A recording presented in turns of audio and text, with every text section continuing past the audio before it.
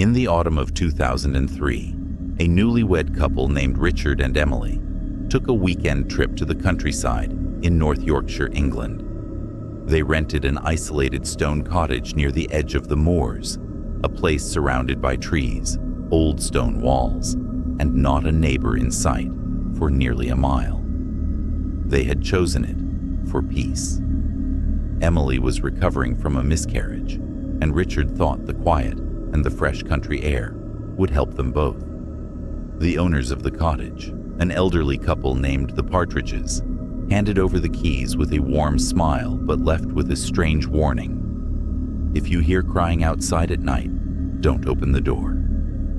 Richard thought they were joking. Emily just nodded politely, but the tone was serious. There was no humor in the old woman's face when she said it. That first day passed quietly. They took a walk through the nearby woods, made dinner, lit a fire, and tried to reconnect. By the time night fell, the moors were cloaked in a thick, creeping fog, and the silence outside was heavy, almost too still, not even the hoot of an owl. At around 2:30 a.m., Emily woke to the sound of crying. It was faint at first, a woman's voice, desperate, sobbing. She sat up in bed, confused. The crying grew louder. It seemed to be just outside their window. She woke Richard, whispering, "Do you hear that?" They listened. It was unmistakable, a woman, weeping, somewhere just outside.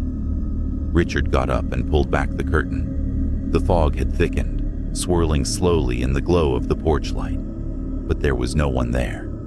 Then came the knocking. 3 slow, deliberate knocks at the door. They both froze. The crying continued, now clearly moving from the front of the cottage toward the back. Another knock, this time on the back door. Richard moved cautiously through the kitchen, heart pounding. "Who's there?" he called. The crying stopped, then whispering faint and cold right next to the window. "Please help me," Emily screamed, and Richard stumbled back from the door. No one was outside, but then came something that made his blood run cold. Tiny scratches against the wood. Not banging, not a human trying to break in, just slow, steady scratching, like nails across the wooden frame. But it was 6 feet off the ground. That night, they didn't sleep. The crying faded just before dawn. When the sun rose and they opened the door, there were no footprints, no signs anyone had been there at all.